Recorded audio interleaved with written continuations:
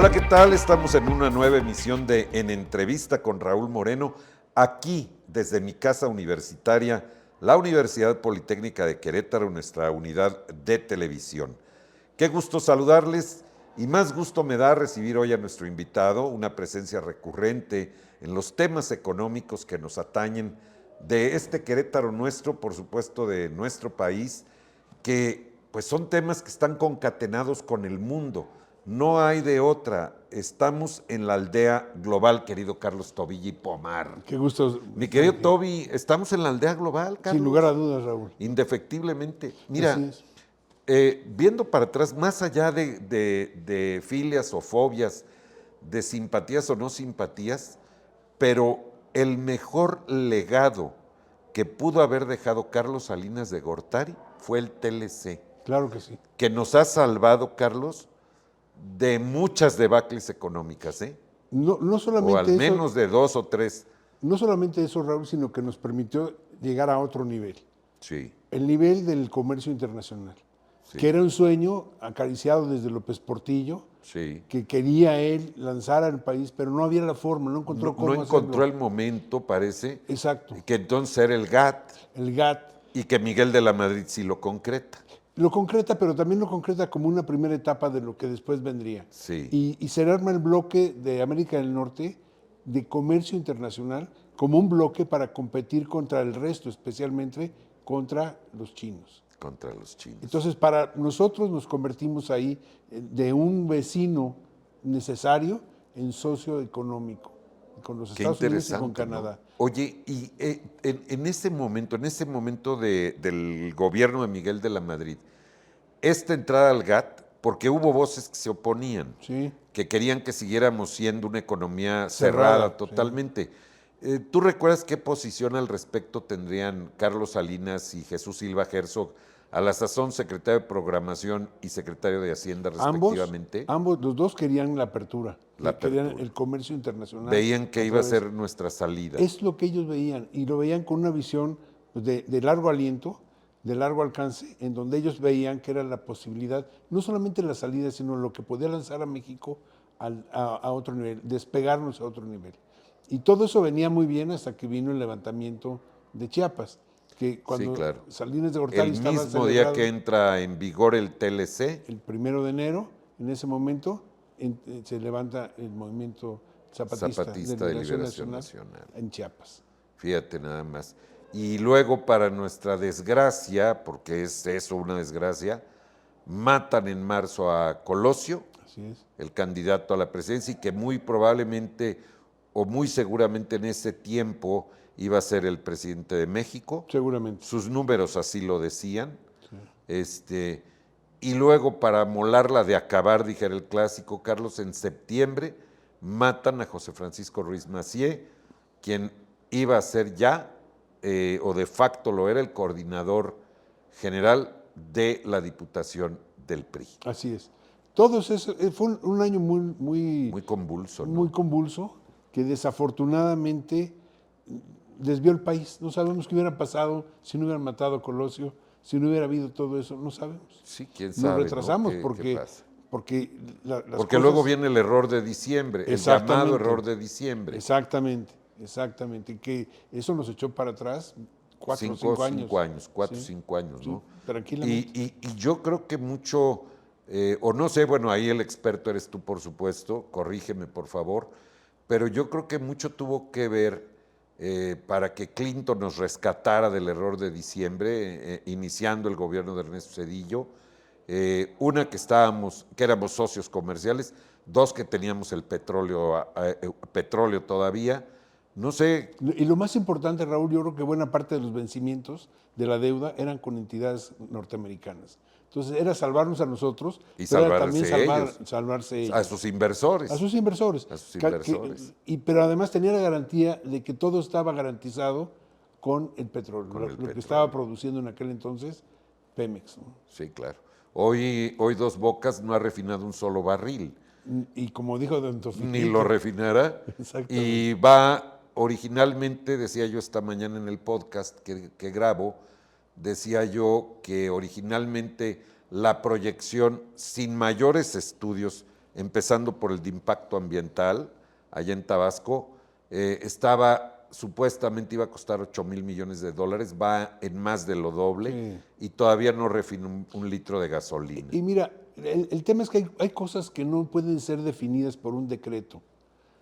Cuando se empezó el proyecto yo platiqué con expertos de Pemex en relación a cuánto podía durar la construcción de una refinería de ese tamaño. 10, 12 años.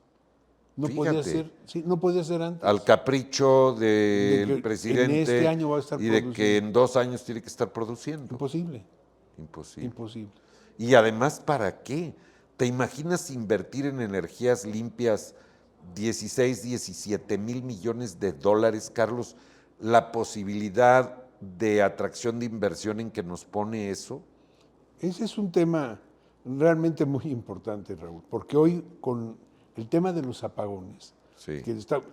no generamos la energía suficiente porque nos cerramos a la inversión extranjera en materia energética. Porque no hay dinero en el país para poder invertir en eso. No, porque ya se está consumiendo en otras, Dos Bocas, en Tren Maya. Y en otras necesidades, aún sin Dos Bocas. Por eso el presidente Peña Nieto pensó en la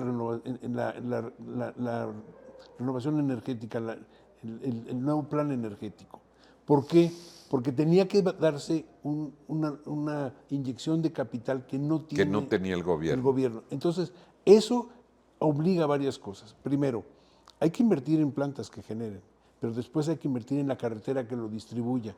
Y ninguna de esas dos cosas se ha hecho.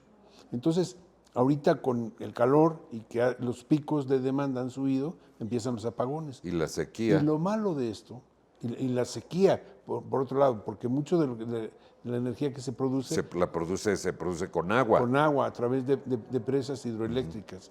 Aquí el problema, Raúl, es que cuando estamos en un esquema de nearshoring, donde las plantas que estaban en Asia se están buscando reubicar cerca del mercado de Estados Unidos. Que es el más grande del mundo. El más grande del mundo y que además la pandemia desnudó y dijo, a ver, si tú estás produciendo allá, hay algún problema, lo que tienes aquí de plantas se va a detener. Entonces, por eso están acercando.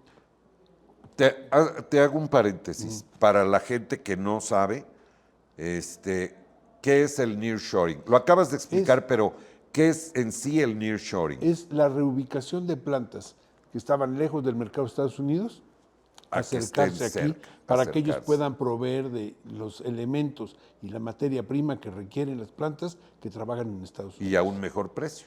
A un mejor precio, porque evitas el traslado, ¿no? Sí. Y ahora con esto de la pandemia, bueno, hubo plantas en China que cerraron y se detuvieron la producción de infinidad de cosas eléctricas que se requerían. Lo vimos con los microprocesadores para los automóviles, Carlos. Hay demanda automotriz, qué curioso, a pesar de todo, hay una gran demanda automotriz y no hay vehículos. Exacto, y ese es el tema. Salvo los vehículos chinos que ya nos están inundando.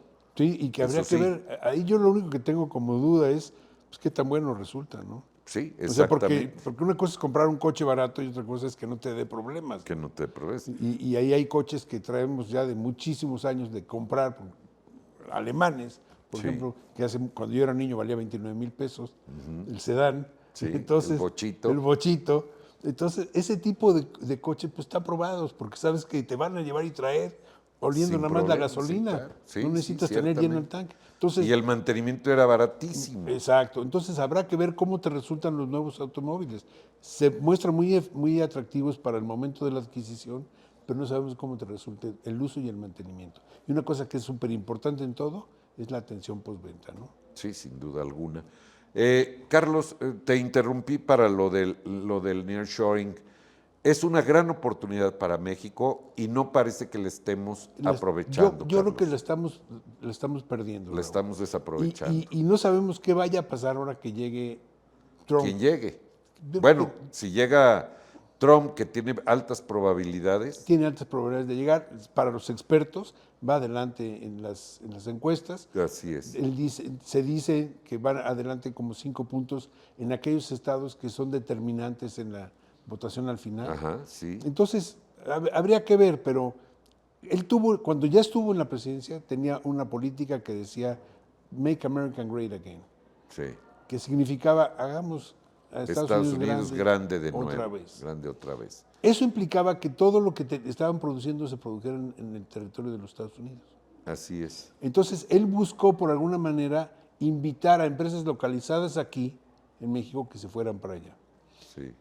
Lo logró con algunas y no con otras, porque nadie está peleado con su dinero. No, y claro. la ventaja más grande que hay aquí en México es el costo de la mano de obra. Es bastante menor Que la se mano de paga obra allá. americana, sí. Bueno, pero hoy con el nearshoring que están buscando reubicarse, a lo mejor empieza él a hacer algunas políticas que invite a que la gente, las empresas, se establezcan en territorio norteamericano y no aquí en México.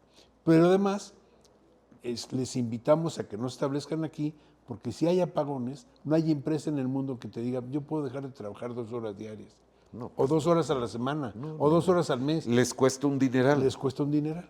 Entonces, Y preverías tú, porque además era de lo que íbamos, parte de lo que hoy conversaríamos contigo, Carlos, ¿preverías tú que si llega Trump a la presidencia, si invita a estas empresas a que se establezcan en los Estados Unidos y las empresas no acceden, preverías tú que se saque de la chistera un impuesto como el que ya nos había amenazado siendo el propio López Obrador presidente, sí, ya que lo dijo, hizo. a ver, si no hacen esto, vamos a poner un arancel. Aranceles. Yo creo que sí.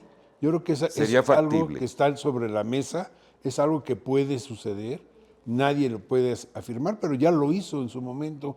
Y él es un hombre que negocia de una forma muy agresiva. Muy Es muy agresivo. belicoso. Sí, Los temas van a ser los mismos, ¿eh? sí, porque no hay otros. No hay otros temas, No hay tanto otros. para Biden Migración, comercio internacional. como Bueno, con Canadá tuvo serios fentanilo, problemas. el problema de la producción de fentanilo, el problema del narcotráfico, el problema de las bandas organizadas. No se te olvide que por ahí en el Congreso hay alguna corriente de políticos que dicen invadamos México y acabemos con los cuates. Sí, claro. Sí, Es sí, una sí. corriente que se dice allá. Sí, no lo invento claro, yo. sí.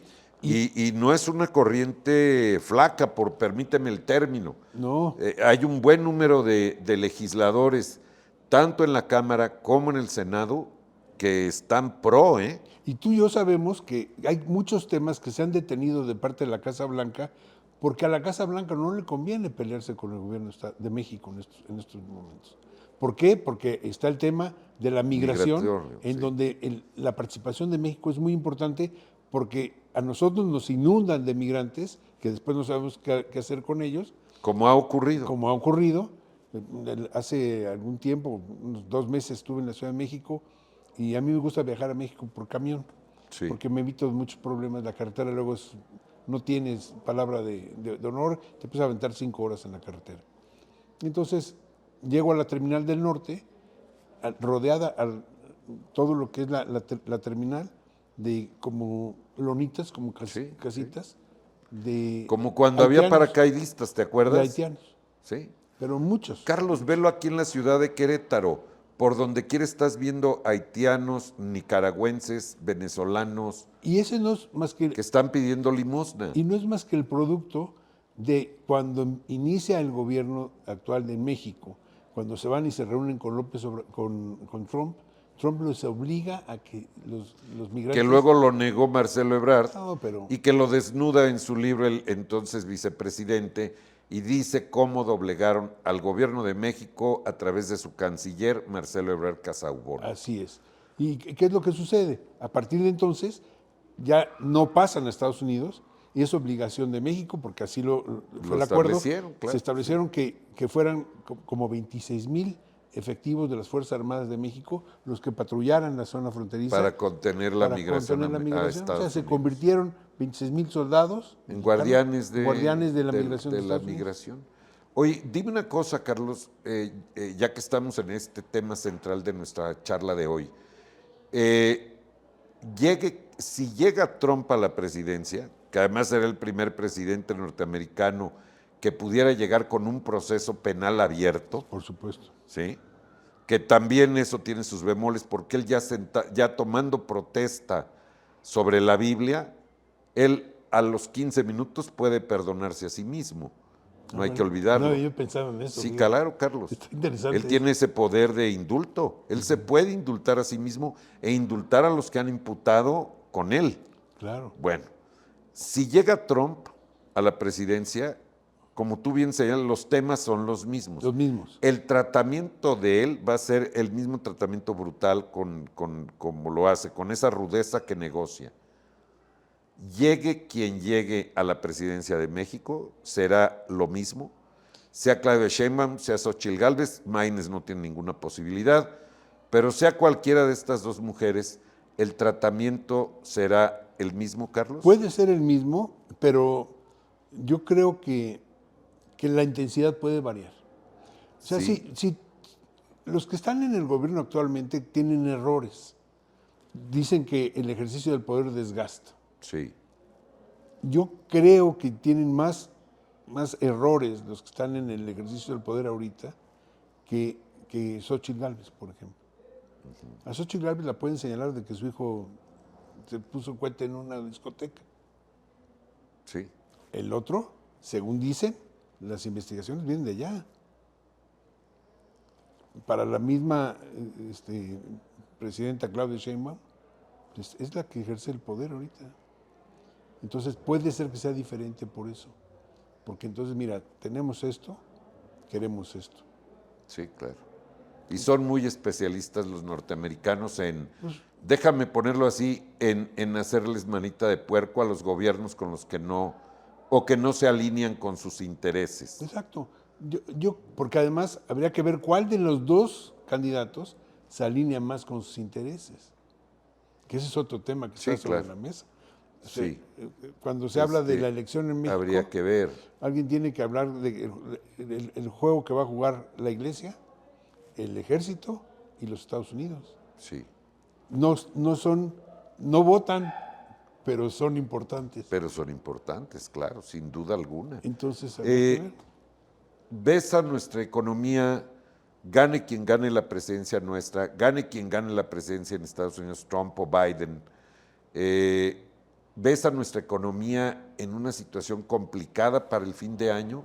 Porque hoy, pues seguimos con el dólar a 17 pesos, Carlos. Producto en Aun buena cuando medida. dice que está en 16.55 y todo, pero la realidad es que si quieres comprar dólares están en 16.99. Y el pronóstico es que pueden estar en 18, 18.50 después de las elecciones. Inclusive después de las elecciones de Estados Unidos. 18, 18.50. Porque Que de todas maneras todavía es un buen es precio. muy buen ¿no? precio, muy Sí. buen precio. Pues andábamos en 20, ¿no? Arriba de Sí, 20. llegamos 22. hasta 23 pesos, Fíjate, acuérdate. Fíjate. Entonces, yo lo que te digo es que, desde mi punto de vista, lo más importante en este sentido es tratar de identificar que gane quien gane. México sigue teniendo un tratado de libre comercio con Estados Unidos y con Canadá. México sigue siendo un socio muy importante para los dos. Sí. Eso por un lado. Por otro lado, se requiere la participación de México para el control de la migración. Habrá que ver cómo lo negocian. Porque los es un dos. problema que no va a acabarse, Carlos. No, no va a acabarse. No va a acabarse. Puede controlarse, pero no se va a acabar nunca. Nunca. Como el tema de las drogas, no se va a acabar. Exacto. Aquí el tema es que lo que realmente llamó mucho la atención es lo que ha proliferado el fentanilo en Estados Unidos y los daños que ocasiona. Y los daños que ocasiona. No, porque la gente se muere. Sí, claro, Y sí. se pierde con eso. Y además, como lo dice el anuncio, creas adicción desde la primera toma. Sí, desde la primera toma. Entonces es realmente muy, muy, muy agresivo. Y eso es un tema que está lastimando a la sociedad de los Estados Unidos. Y por eso yo creo que el gobierno va a actuar de una manera muy agresiva, en que eso no se genere. El gobierno norteamericano, claro. Sí, de que eso ya no se esté generando en territorio nacional. Ellos dicen desde hace buen rato que aquí se produce. El gobierno dijo durante un buen rato que no. Y ya vemos que sí. Y después terminó El propio diciendo que sí. ejército está propalando imágenes de incautaciones de laboratorios clandestinos. Sí, yo me pongo a pensar. Y ya es para procesar metanfetaminas y fentanilo. Exacto. Aquí el tema es que sabemos que existen esos laboratorios. Ellos lo saben también. ¿Qué estamos haciendo nosotros para evitar eso? Si no hacemos nada, entonces entrará la gente del Congreso con esa fuerza que tiene, porque además el Congreso también va a elecciones, pero muchas veces son los mismos. Sí, claro, No hay, allá sí muchas de los no hay mismos. una Hay renovación. senadores de 20, 25 años en Claro, el Senado, exactamente. porque Entonces, la reelección es libre. es libre. Entonces, lo que yo te digo es que ellos van a seguir con el dedo en el renglón. Si no hacemos nada para combatir los laboratorios que hay aquí, pues verán la forma de mandar a quien lo haga. Sin Porque duda alguna. teniendo un presidente como Trump, a mí no me No, llamaría bueno, pues la atención que decidiera que sí. porque además, como ya lo vimos en su primera administración, además es un hombre que se rodea, como se dice en la jerga diplomática y castrense norteamericana, está rodeado de halcones. Sí, Es decir, los militares más agresivos y más extremistas ideológicamente, sí. ¿no? Y si eso le va a ayudar a él a tener un mejor país desde el punto de vista De él, de él, claro. pues a él no le importan los mexicanos. No, no, no, por supuesto que no. Y ya lo conocemos, te digo, son los mismos temas, Raúl, los mismos temas, pero con alguien que es mucho más belicoso que Biden. Que Biden. Entonces habría que ver qué pasa. Y ¿no? hoy está arriba en las preferencias Donald Trump. Te digo que Porque además juega en contra de Biden hasta la edad. No porque Trump sea un chamaco, que no lo es. no lo es. Pero Biden se ve mucho más acabado y tú sabes que para los norteamericanos esa percepción cuenta mucho, Carlos. Cuenta mucho. Cuenta mucho. Y con esto se ven episodios de desorientación, por decirlo menos, que le han ocurrido a Biden. Muy recientemente, los norteamericanos tienen duda de que la salud del presidente sea óptima para gobernar otros 4 años, con los retos que se vienen, porque hay que ver también los temas globales para ellos, sobre todo en el tema de Rusia, China, la guerra de Israel. Ucrania y lo que está ocurriendo en Israel Ese es un actualmente. tema muy importante que para es ellos. un tema tremendo, porque ven qué trampa metió a Biden. Sí. ¿En qué trampa tan grande y tan grave metió a Biden el tema Israel? Por un lado, todo el apoyo a su socio y aliado de siempre, al que no le puede regatear el apoyo y la ayuda, ¿sí? Y por otro lado, cada vez más países, y dentro de su país, lo que Las estamos viendo con las universidades, protestando por El abuso. por el abuso israelí en contra de la genocidio. población, sí, Sí, no. el genocidio, Está, que son temas muy complicados y que habría que ver con Trump qué giro puede tomar esto, ¿eh? sí. Porque no veo a Donald Trump del lado de la causa palestina. No, hoy, No lo veo, Carlos. hoy España, me Sí, parece que hoy Pedro Irlanda, Sánchez hoy mandó al Congreso el aviso, más que, porque no es una iniciativa, es un tema de su gobierno diciendo que ellos están dispuestos a reconocer al Estado palestino. y lo mismo sucede con Irlanda y lo mismo sucede con Noruega. Sí.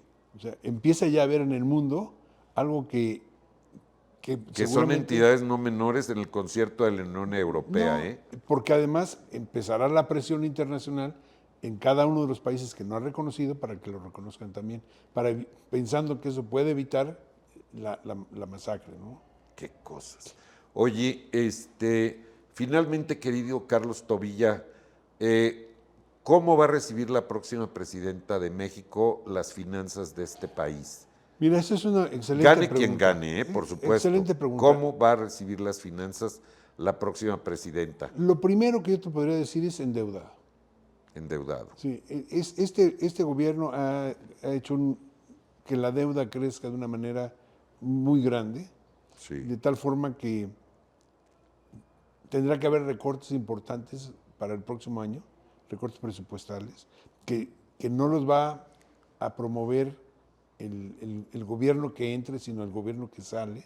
Sí, porque esta discusión del presupuesto, de la Ley de Ingresos y Presupuesto de Egresos 2025, inicia en septiembre con la nueva legislatura, que precisamente entra en septiembre en funciones. Hay que recordar que quien tome protesta lo hará el 1 de octubre. Así es. A diferencia de años anteriores, que era el 1 de diciembre. Pero va a haber 2 legislaturas La que sale y la que entra, entra al en mismo septiembre. tiempo.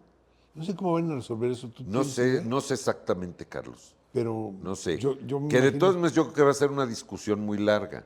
Pues sí, Gane quien gane, o más bien dependiendo de quién gane y dependiendo de la conformación del Congreso, porque serán otra vez en el tapete de la discusión cameral dos visiones de país. A lo mejor, y, y los que lleguen se van a esperar un mes fuera de San Lázaro, en otro lado, en un recinto alternativo, discutiendo las cosas que tendrán que discutir. Puede ser, sí pero puede tendrán ser. que ver, y lo que discutan tendrá que ir en contra de lo que acuerden los que están por salir. Es que fíjate que va a ser harto interesante, Carlos, en todos sentidos, pero por supuesto preponderantemente en el económico, que de eso se trata el presupuesto que tienen que Así es. aprobar. Va a ser harto interesante, además de que el próximo domingo, no el que sigue, sabremos quién gana la presidencia, habrá que ver la conformación de las cámaras. Exacto. Digo, en este caso, sobre todo la de diputados, que es a quien compete por ley la ley de ingresos y presupuesto de egresos. Así tendría que ser. Ahora, yo lo que pienso es que el problema de elaborar un presupuesto con una diputación que está saliendo, afín al gobierno que está saliendo, hay temas pendientes como qué va a pasar con Dos Bocas. A Dos Bocas le siguen dando dinero ahorita. ¿Qué va a pasar con el Tren Maya? Si va a estar dentro del presupuesto. Si va a estar el aeropuerto Felipe Ángeles dentro del presupuesto también. El tema de eso es que se requieren recursos para mantenerlos porque no están jalando, ¿no? Así es. Sí, entonces, claro. ¿qué va a decir la administración que llegue? Si está dispuesto a seguir con eso o si no. La administración y cómo va a estar, vuelvo a lo mismo, cómo va a estar conformada la Cámara. Si ganara Claudia Sheinbaum la elección y no tiene una Cámara afín, va a ser muy complicado que le destinen los recursos cuantiosos que le destinó esta legislatura que va a salir. Si ganara Xóchitl Gálvez y la conformación de la Cámara no le es afín, habría que ver si la Cámara le destina recursos. Si fuera mayoría de Morena y sus aliados. Exacto. Aquí hay una cosa que también es bien importante. Hay que tomar en cuenta que los programas sociales permanecen. Sí, gane claro, quien sí, gane. Sí, gane quien gane. Entonces, y Porque ahí eso se ya va es una constitucional. gran cantidad de dinero que ya no está disponible. Que ya no Ya, está, digamos, ya así está es, sí. etiquetada, la ponemos aquí. Porque eso es constitucional. Y es constitucional. Claro, la legislatura que viene la podría cambiar, pero ¿quién va a ser el guapo que se aviente No, y sobre el todo- trompo a la uña de bajarles 500 pesos, No, 100 no. pesos a cada asignación? No, y sobre Nadie. todo cuando el partido, bueno, el plan de Xóchitl Gálvez ha sido, no vamos a tocar esto permanece. Y si podemos, lo ampliamos. Exactamente. Entonces, eso ya está etiquetado por un lado. Los recursos para los megaproyectos, ¿se van a continuar o no? Vamos a suponer que están etiquetados para eso. Y tiene que haber un recorte presupuestal, porque no hay mucho dinero. Hay deuda, una deuda importante que hay que pagar. Entonces, ¿de dónde Híjole, van a ¿de sacar dónde van a presupuesto? salir? Para podernos dar un sistema de salud como el de Dinamarca. Que digo, yo espero que el gobierno que llegue por lo menos tenga la intención de que Como tengamos antes, algo muy bueno. ya como estaba antes, Como ya antes, me doy de santos, por lo ¿no? menos, ¿no? Oye, Carlos, y finalmente, ¿prevés que gane quien gane, haya una reforma fiscal o ahorita mejor ni le muevan? Gane quien gane, o mejor ni le movemos. Pues mira, gane quien gane, dependiendo con cuánto gane. Vamos, para saber con cuántas canicas cuenta ¿Sí? a la hora de negociar en la Cámara Sí. o con las cámaras ¿Sí? para poder Y definir. para poder vender, si ganara la oposición, va a ser mucho más fácil plantearse y decir, este es el país que tenemos, está hecho pedazos, por decir algo. Tenemos que hacer esto y esto y esto, y eso implica una reforma fiscal. Que Es mucho más fácil para ellos. que quizá un tema central dentro de la misma sería un IVA parejo. Menos del 16%, pero parejo. Eso sería buenísimo. Pero a todo.